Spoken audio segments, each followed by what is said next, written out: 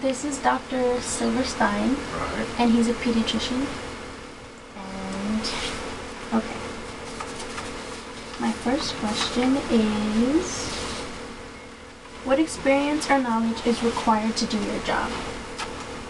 Well, you got to go through all your schooling and training. And so there's medical school, there's your residency, and then you're ready to start your practice, and you're constantly learning. So you just go, you just keep on learning. There's medical education that you have to do every year to be sure to keep up on the newest changes, and experience helps.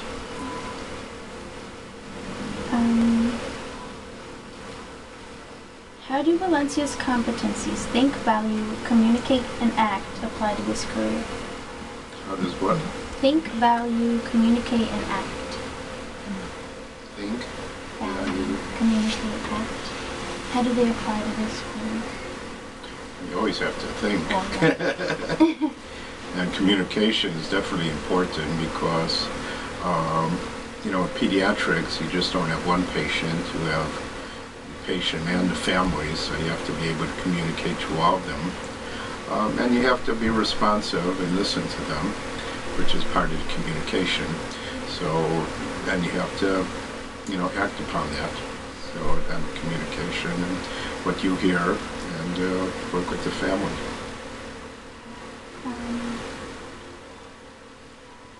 What types of projects, assignments, or deadlines must you meet each day? Like a typical day on the job. Well, I mean, deadlines are when you got phone calls and messages. You need to get through them before the end of the day, because if a patient is calling for advice, they would like to hear the day that they call. If someone needs medication, they want the medication, you know, that day before they leave. Luckily for me, I only have to deal with the medical part. I have a staff that deals with the billing and all the administrative part of medicine, so it saves me a lot of work. So get a staff. Yeah, get a staff, exactly. Okay, does your job require overtime, and what is your work schedule usually? Well, overtime is, you know, you keep working until you're done seeing patients. So even though I'm here from 8 to 5, sometimes, you know, you go over because you still have patients to see. And overtime, is being on call. So I share call with another pediatrician, so I'm on, like, we alternate weeks. So after hours, you're still available by phone, or if you need to see someone, to be able to see them at the hospital. So it's, there's a lot of overtime. Okay.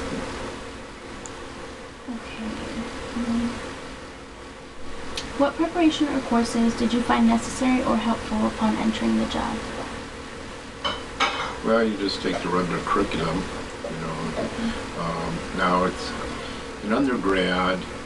It's good to not just take science courses. You need to take something in the arts. You need to be well-rounded. You know, a lot of people think, well, going to medicine, they need to take off science, but you know, a lot of medical schools like well-rounded people to be able to enter their school.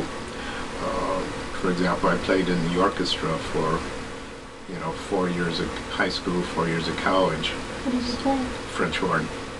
So, you know, that was a nice release. It gives you appreciation for music, and you're just not studying all the time. You're enjoying the finer things in life. So what did you major in? I did major in biology and biology and chemistry. I'm a biology major. Yeah, but it's a long time ago. I know it was a split major. I think it was those two. Yeah. Okay. What is the biggest challenge you encounter? Biggest challenge is, you know, patients who are upset. You know, and you got to deal with them and try to calm them down. You know, try to find the right medication for someone that's been sick, and you keep trying to get that patient well. So sometimes it becomes a challenge. Is it harder to understand a smaller person? Well, what I tell the parents, it's almost like being a veterinarian. Because they can't tell you. They can't tell you what's going on. So you got to treat with the most common thing, and then if that doesn't work, then you go a little deeper and keep looking for something to help. Did you study here in Florida? No, I'm originally from Chicago, so I went to University of Illinois undergrad and University of Illinois Medical School.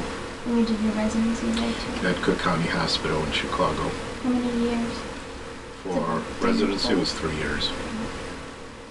And is this your own practice? I'm actually part of a large group. The office is separate, but I'm under Florida Hospital Medical Group, which has over 100 different doctors as part of it, from all, internal medicine, OBGYN, everything together, in which they help with the administrative part of it. But I just deal with the medical part over here. What's it like? Is it a dream come true? Yeah, I've always wanted to be a doctor. So, I enjoy what I do. So you've always wanted to be a doctor? In fact, there's an article on me in the hallway, if you want to take the time to read about it. It was written many years ago, and I used to be with Cigna Healthcare. So if you wouldn't be a doctor, what would you be? I don't know. I've always wanted to be a doctor. Never thought about it. Okay, and my final question. What piece of advice would you give someone considering entering this occupation?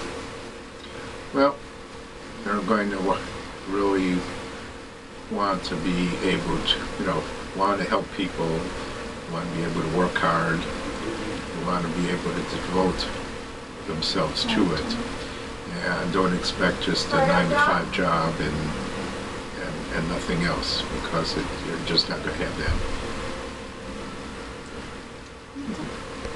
Thank you. You're welcome.